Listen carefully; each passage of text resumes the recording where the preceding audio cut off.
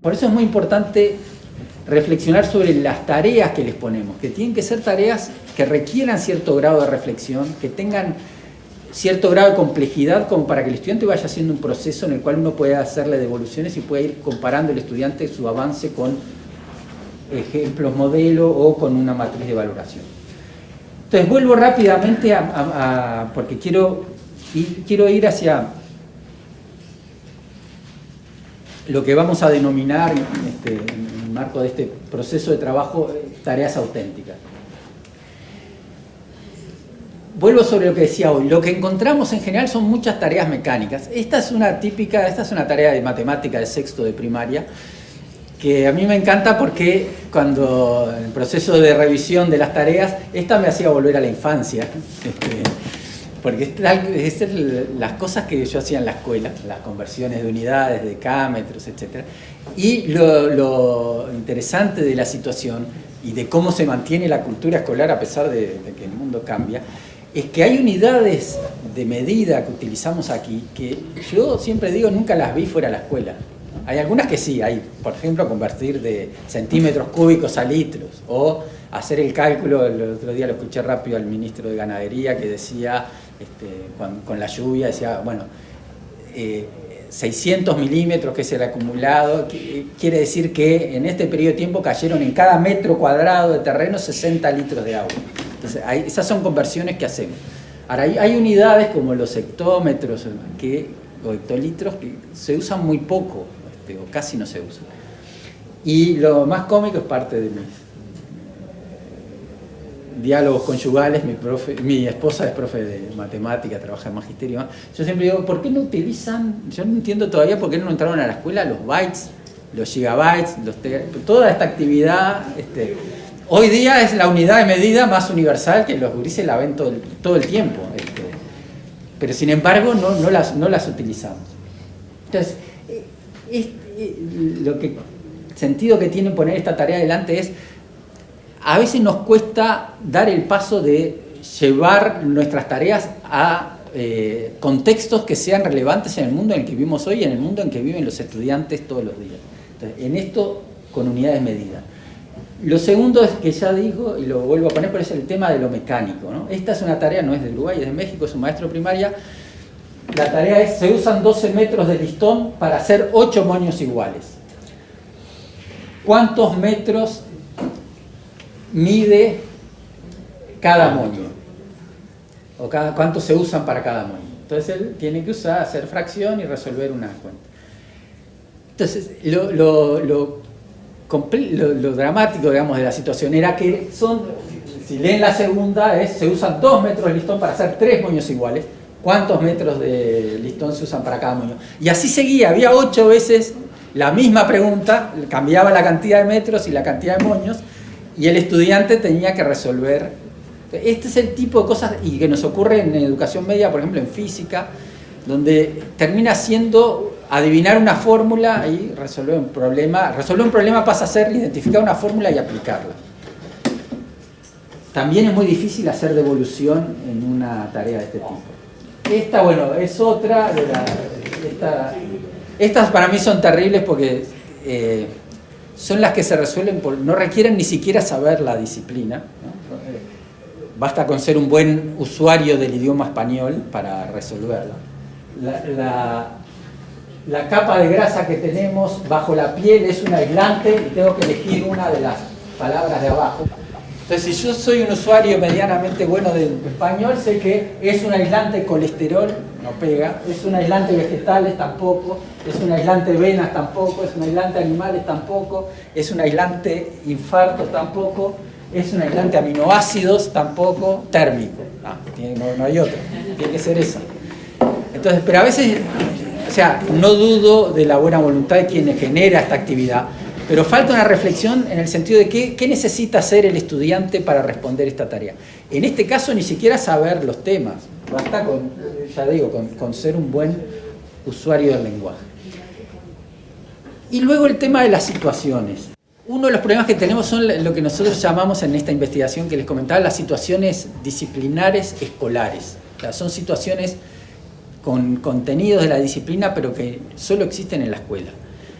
Esta es, y buena parte de lo que hacemos, aparte que enseñamos básicamente la física newtoniana, pero la enseñamos en contextos que nunca uno se va a encontrar. Este es un caso típico, un gato se mueve persiguiendo un ratón sobre una trayectoria rectilínea. Primer problema, difícil que el gato y un ratón corran en trayectoria rectilínea. El gato comienza a perseguir al ratón desde el reposo y alcanza una velocidad de 8 metros por segundo en 5 segundos. ¿Okay? Luego continúa moviéndose a velocidad constante durante 4 segundos más. Y bueno, y sigue toda la... O sea, primero, no es una situación plausible. Segundo, no es una situación en la que uno no va a utilizar nunca la física para indagar cuánto le lleva al gato a alcanzar al ratón, si lo va a alcanzar o no. ¿Cuál es el sentido de esto? A ver, acá hay un esfuerzo, no quiero deslegitimar el esfuerzo. Acá el esfuerzo del profe es ponerlo en una situación y que utilice los conceptos y las fórmulas de tiempo, velocidad, etcétera, para resolver una situación. No está mal por sí mismo. El problema es que deberíamos dar un paso más y es no quedarnos en esto y no quedarnos en la mecanización, sino llevar al estudiante a situaciones plausibles. Y voy a poner un ejemplo contrastante por la positiva también de física. Este es otro profe, que fíjense la situación que pone. Dice, luego de una mañana de intensa lluvia, a la hora del recreo varios alumnos quieren jugar al fútbol. Pero en la cancha hay un gran charco de agua. Andrés, uno de los compañeros, propone, ¿por qué no le pedimos a la señora del servicio un lampazo para extender el agua y que se seque más rápido? Esa es la situación, que es una situación de la vida cotidiana plausible. Analiza la propuesta de Andrés y responde, ¿estás de acuerdo con la idea de Andrés? ¿Por qué? ¿Cómo puede fundamentarse esa idea desde el punto de vista científico? Utiliza para la fundamentación los conceptos de cambio de estado, calor y temperatura trabajados en clase. ¿Ven? Aquí hay dos diferencias fundamentales. Una es la situación, esta es una situación en que el estudiante puede reconocer como plausible y como real. Segundo, aquí no hay una aplicación mecánica de una fórmula, sino tengo que hacer ni tampoco simplemente tengo que recordar definición de conceptos, de qué cambio de estado, etcétera, sino que tengo que utilizarlos para dar cuenta de una situación y fundamentar si una idea o una propuesta es apropiada o no.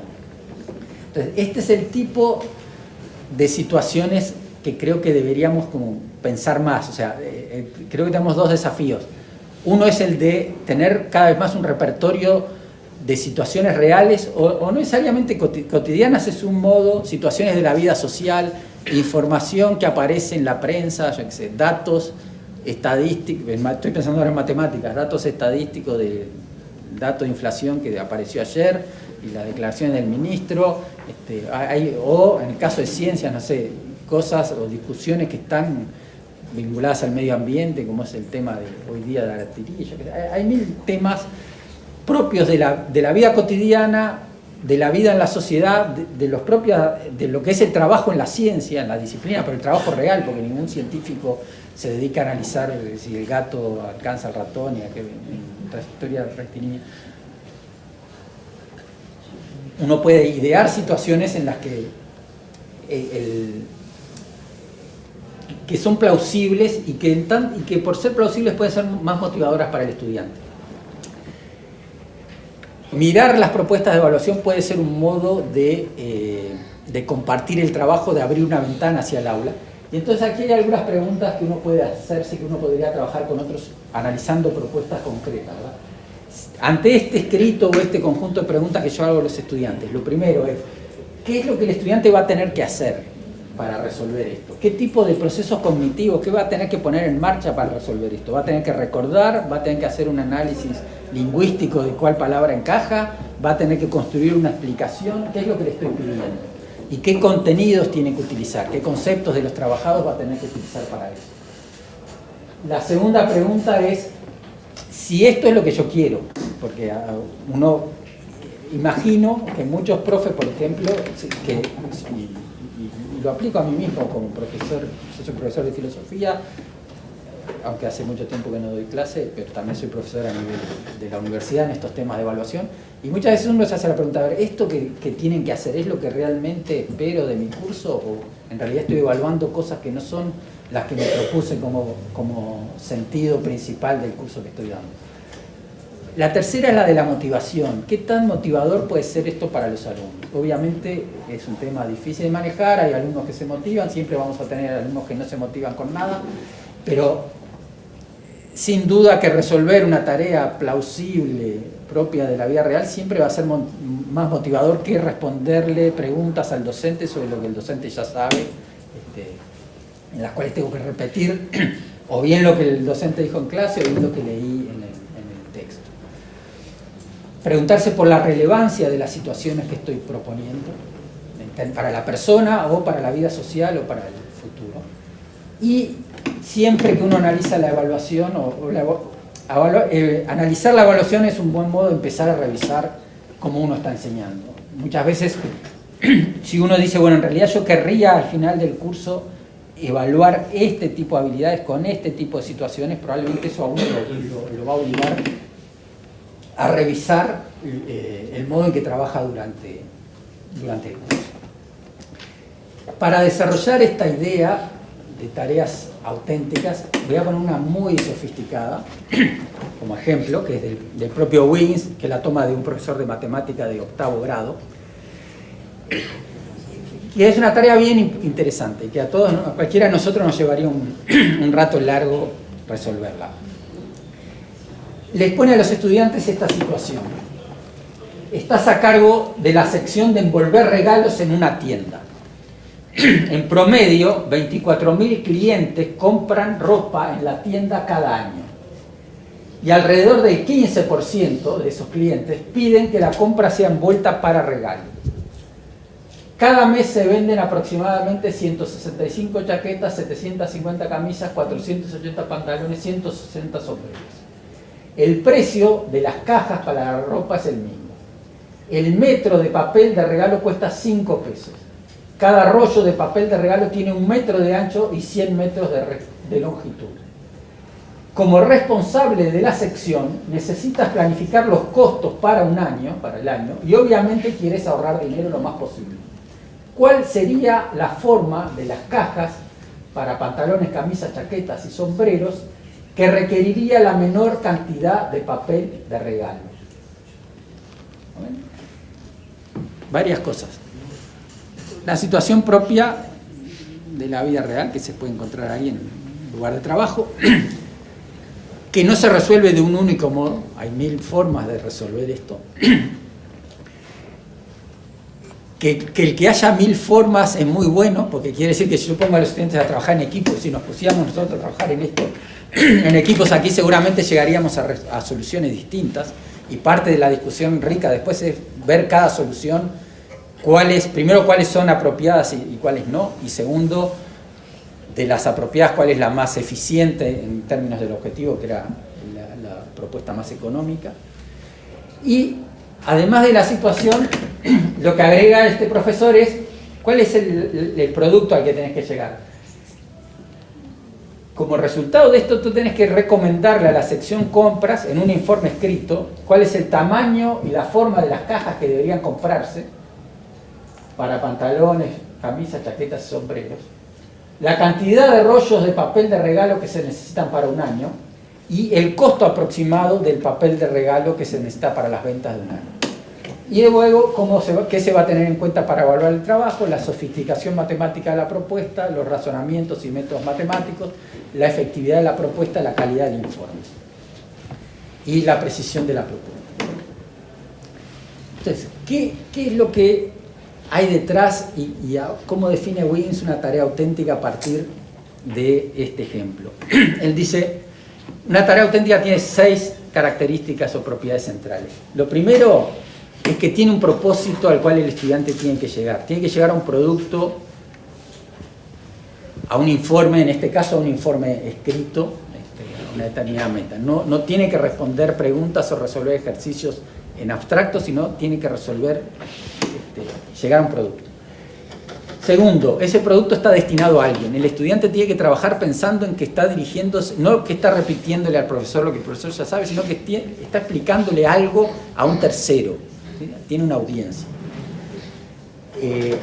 Tercero, es una actividad que tiene incertidumbre. O sea, no hay un camino mecánico único para resolver esa tarea. Puede haber distintos. Normalmente tendemos nosotros mucho a trabajar con preguntas que solo admiten una respuesta correcta o que solo requieren aplicar una fórmula y que solo tienen un resultado correcto. Y los acostumbramos a los estudiantes en eso. Cuarto, las tareas auténticas, las tareas propias de la vida científica, de la vida cotidiana, de la vida en sociedad, tienen una dosis de incertidumbre. Tienen restricciones. Hay cosas, en este caso, el estudiante tiene que trabajar con que los rollos de papel son de 1 metro de ancho y 100 metros de largo. Okay, ese es un dato, no lo puede modificar, no puede inventar rollos de papel de 2 metros, tiene que trabajar con esa restricción. Y en base a eso tiene que tomar decisiones teniéndose en cuenta. Lo quinto es que siempre que requieren no se resuelven con un único conocimiento, con una única fórmula. En esa situación el estudiante tiene que manejar geometría del espacio, porque tiene que manejar el tema de la forma de la caja, tiene que vincular eso con geometría plana, el papel de envolver plano, tengo que ver cómo me arreglo para que el papel con esas características de 1 metro y 100 metros me sirva para cerrar una caja que está en el espacio. Y tengo que lidiar con las matemáticas, ¿verdad? Tengo que saber que de todas las compras tengo un 15%, tengo que ver eso, cuánto implica en cajas para un año, en fin, tengo que hacer una serie de... O sea, siempre en la vida real uno nunca resuelve las cosas con un único concepto ni con una fórmula, que es lo que a veces los entrenamos a los estudiantes para hacer. Y por último, y muy importante para el tema en el que venimos, que es el del carácter formativo de la evaluación, un trabajo de esto requiere un proceso, no se resuelve, no es un escrito de 40 minutos. Es un trabajo que lleva tiempo, nosotros no lo resolveríamos ahora en 1 hora, pero que además, en el cual el estudiante puede llegar a una primera solución, la podemos discutir y uno después le puede dar la oportunidad de hacer una segunda versión una vez que discutimos la primera y vimos cuáles eran los puntos flacos y cuáles eran las fortalezas y vimos cómo lo resolvieron otros. Que tiene que ver con lo que decía con lo que yo hoy decía al principio de la importancia que tiene darle a los alumnos la posibilidad de probar, hacer una primera versión de un trabajo, revisarlo y luego rehacerlo. Pero en un trabajo de esta complejidad uno sí tiene oportunidades de hacer devoluciones, cosa que no puede hacer cuando uno trabaja con preguntas que tienen solo la posibilidad de hacer respuesta correcta o incorrecta. Nosotros a partir de esto y de esta investigación y más, una de las cosas que hicimos fueron talleres y es parte de lo que queremos hacer con ustedes también, talleres en que los profes tomaban una propuesta de evaluación y la tenían que transformar en una situación auténtica. Entonces es un ejemplo real de un grupo de profes de bachillerato, de medicina, si no me equivoco, donde tenían un escrito con estas 5 preguntas. ¿Qué es el colesterol? ¿Qué diferencia hay entre el colesterol bueno y el colesterol malo? ¿Qué consecuencias tiene el colesterol sobre la salud humana? ¿Qué factores pueden causar un alza en los niveles de colesterol? ¿Qué hábitos de alimentación y ejercitación contribuyen a evitar el colesterol malo? Entonces, típica, escrito, 5 preguntas. Entonces, piensen cuál es la situación en que estoy poniendo al estudiante. Le estoy haciendo 5 preguntas, el estudiante tiene que responderlas. Está escribiendo ¿para quién? Para el docente, sobre algo que él sabe que el docente ya sabe. Y en el fondo lo que estoy pidiendo es que escriba lo que hablamos en clase o lo que explicó el profesor o lo que leyó en el texto. Y se lo está diciendo al profesor. Entonces, la tarea del equipo era, bueno, ¿cómo hacemos de esto, cómo podemos hacer de esto una tarea que tenga características de tarea auténtica como acabamos de ver? Y esta fue la situación a la que ellos llegaron. Idearon esta situación. Supongan que la Intendencia Municipal, esto está escrito para los estudiantes, es la reformulación final a la que llegaron luego de un proceso de trabajo, ¿verdad? Supongan que la Intendencia Municipal de Montevideo invitó a sus alumnos a los alumnos de su liceo de bachillerato de medicina a participar en una jornada de prevención en el marco del Día Nacional de Lucha contra las Enfermedades Cardiovasculares. Una situación que suele ocurrir, campaña en Montevideo, cáncer de mama, lucha contra las enfermedades cardiovasculares, etcétera, puestos móviles. Para ello deberán elaborar un boletín informativo que será distribuido en puestos especiales donde las personas podrán realizarse gratuitamente análisis de sangre para determinar sus niveles de colesterol. Entonces tengo un producto a elaborar, un boletín informativo, y un destinatario es para las personas que ese día van por la calle, ciudadanos de pie, entran a un puesto móvil y se hacen un análisis de sangre. El producto tiene que tener una extensión máxima de 4 carillas, cada una de las cuales será una hoja tamaño A4, es decir, 4 paginitas así, media hoja de A4. Muy importante, porque a veces creamos la cultura de que mejor uno hace un buen escrito si escribe muchas páginas. La vieja, no sé si todavía existe, pero en mis tiempos, en filosofía en particular, estaban los estudiantes que decían que los profes pesan, cuentan la cantidad de páginas y ponen la nota.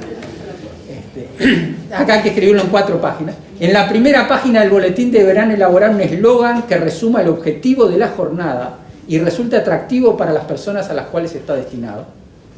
Elaborar un eslogan, tengo que pensar un poco en el destinatario, en el tema, qué es lo que quiero comunicar.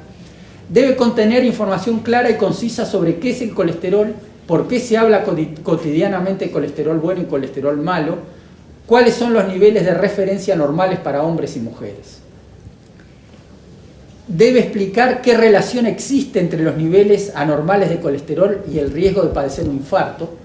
Debe presentar recomendaciones en cuanto a la dieta más adecuada para las personas con niveles anormales de colesterol, en particular cuál es el consumo de grasas necesarias, el balance entre grasas saturadas e insaturadas. Debe indicar qué tipo de ejercicio físico se recomienda y por qué. Entonces, si se ponen a ver con detalle, los contenidos o temas son las mismas preguntas del escrito original, pero el contexto y la situación hace una gran diferencia. ¿Por qué? Primero, porque siempre se dice una forma de darse cuenta que alguien entendió algo es cuando puede explicárselo a otro. Entonces, aquí lo interesante es que el estudiante no tiene que escribirle al docente sobre lo que el docente ya sabe, sino que tiene que ponerse en la situación de que le va a explicar a un ciudadano de a pie el colesterol, la diferencia entre colesterol bueno y colesterol malo, etcétera, etcétera. Entonces, eso exige un trabajo, un nivel de reflexión mucho más alto que escribirle al profesor sobre lo que el profesor ya sabe. Pues me tengo que poner en alguien que no sabe el tema y se lo tengo que hacer entender, se lo que tengo que hacer entender de modo sintético. Entonces, este tipo de situaciones, primero, hacen más relevante el contenido.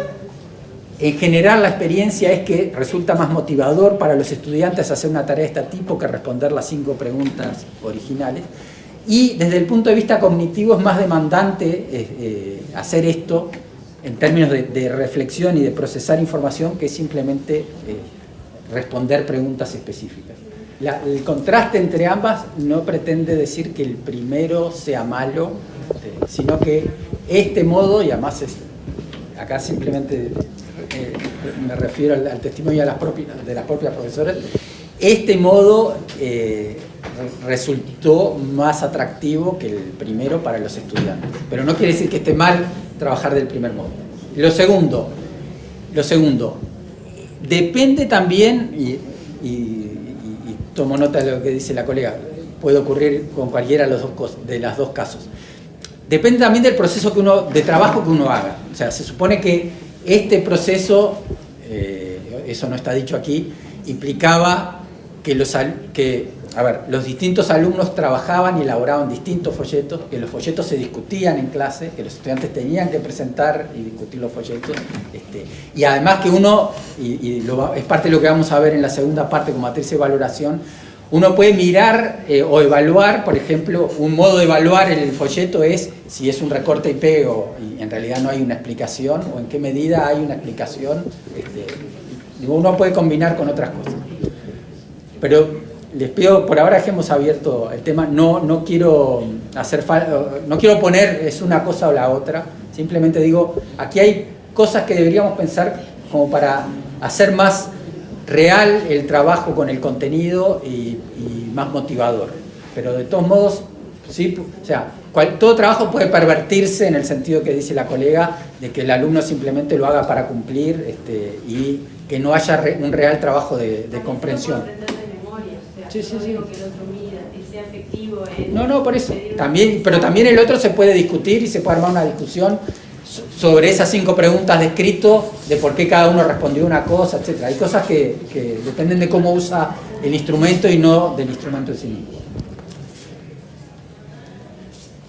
Avanzo ya hacia el cierre, simplemente mostrar un par de ejemplos más por la positiva. Este es un caso que aquí no está en contexto porque sería muy largo, pero una de las cosas que encontramos en primaria, sexto, es el uso muy poco uso de textos auténticos, mucho uso de texto narrativo, poco uso de textos auténticos, y además una forma de preguntar para comprensión de lectura muy genérica. ¿Cuál es tu opinión sobre? ¿Cuál es la idea principal? Ese tipo de preguntas.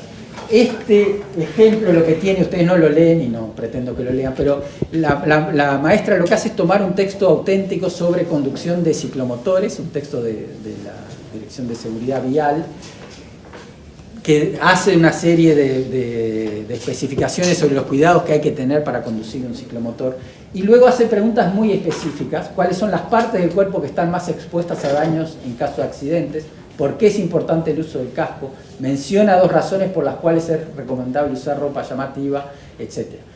Entonces, también lo tomo como ejemplo de maestra que se toma el trabajo de conseguir textos auténticos y que hace buenas preguntas en relación al texto.